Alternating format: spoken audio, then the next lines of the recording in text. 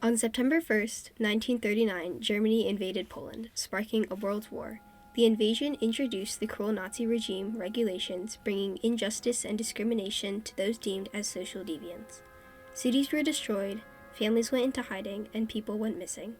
17 days later, Poland was invaded from the north by Russia. Being attacked by nearly 1.5 million men, the Polish government fled. One of the many soldiers fighting on the border of Poland was Witold Pilecki.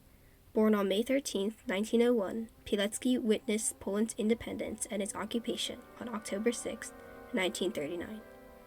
After taking refuge in Warsaw, Witold founded the Polish Secret Army, one of Poland's first underground resistance organizations.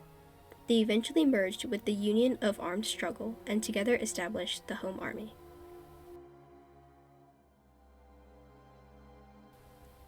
In 1940, Władysław Cermacki and Władysław Dering, two members of the Home Army, were abducted by German authorities.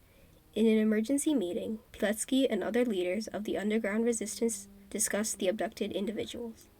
Sent south near a town called Auschwitz, they were imprisoned in Auschwitz, one of the many new German concentration camps built in Poland. What first seemed to be an internment camp would transform into the death machine that would kill 1.3 million people. There was only one solution: find the kidnapped members of the Home Army, gather intelligence, and assist prisoners. It was at this moment Pilecki volunteered to infiltrate Auschwitz, a decision that would forever change the lives of those trapped inside. At 6 a.m. on September 19, 1940, Pilecki stationed himself to be captured by German authorities. Registered under a false identity, Pilecki was captured and cycled through riding in trucks, freight trains, and sleeping in outdoor enclosures illuminated by spotlight. After days of traveling, Pilecki entered Auschwitz on September 22, 1940. The welcoming speech when you arrived. You have come to a German concentration camp, not a labor camp. You know, if you're Polish, you have 3 months to live. If you are a priest, you have 2 months to live. And if you're Jewish, you have 2 weeks. And the only way out is through the crematorium chimney.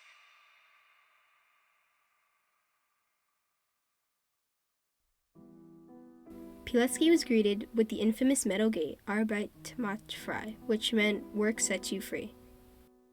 As they were herded into the main camp, they were stripped of their name, possessions, and humanity.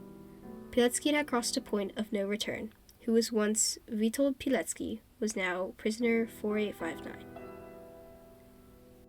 Forced into a diet of less than 1,800 calories a day, in addition to long hours of labor, many prisoners grew weak and died as their bodies gave out.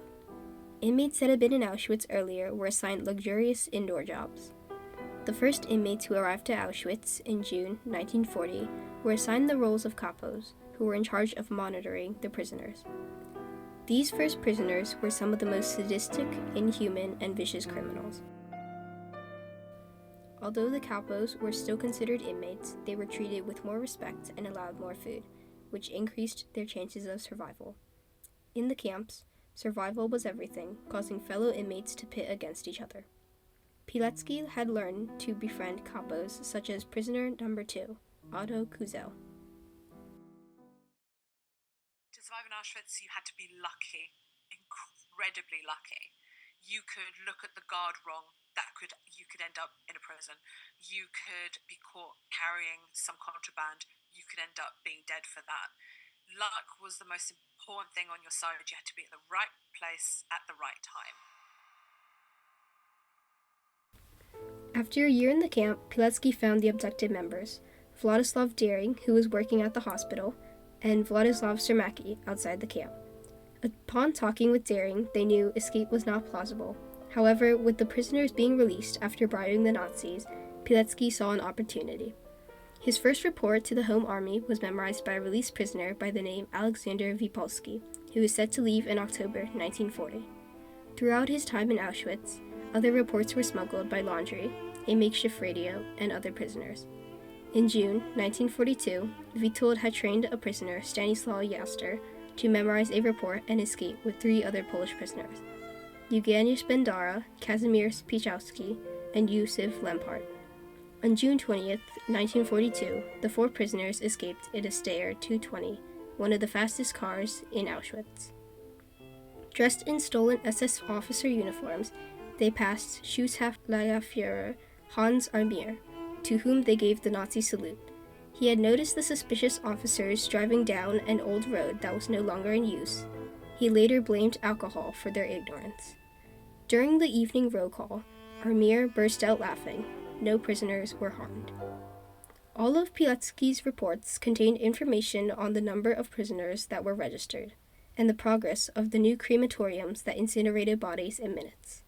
It also contained information on the expansion of 2 other subcamps, Rajewsko-Birkenau and Buna-Monowitz. The reports would reach the Polish government in exile, who passed the report on to the Allies.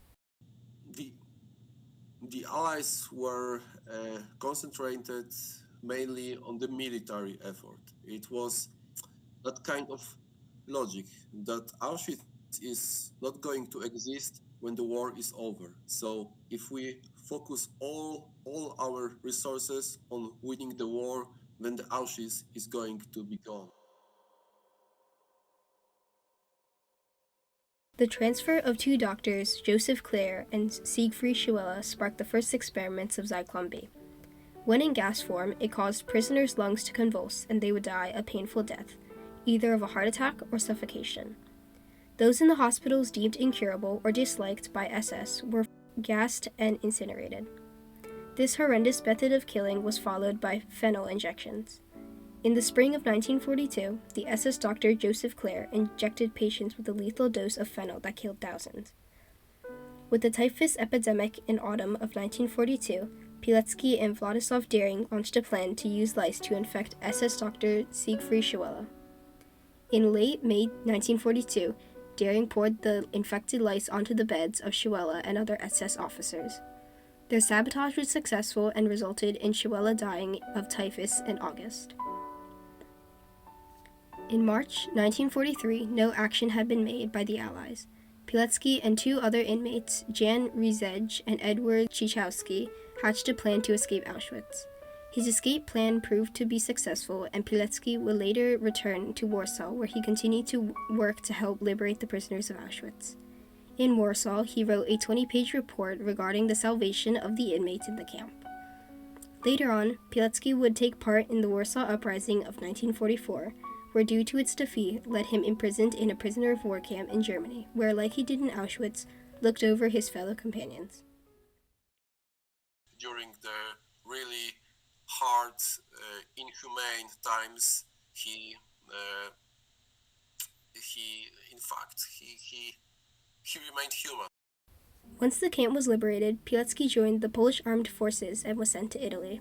There he wrote a report called Witold's Report that evokes his experience in Auschwitz, informing the public of what horrendous conditions he and many others lived through.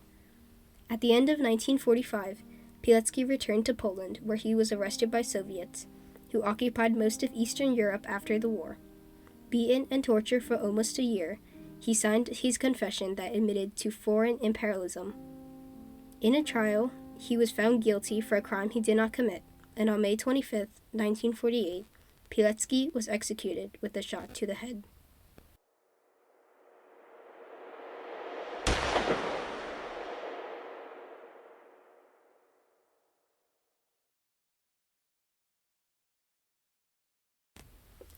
The truth of Auschwitz had been silenced by gunshot. However, Witold's report still stands as powerful as ever. Although he died thinking that he had failed to reveal the truth of those inside the heart of war, he had done something that no one else had, and that was to take a stand in a dangerous mission and help hundreds of prisoners live in a world that despised them.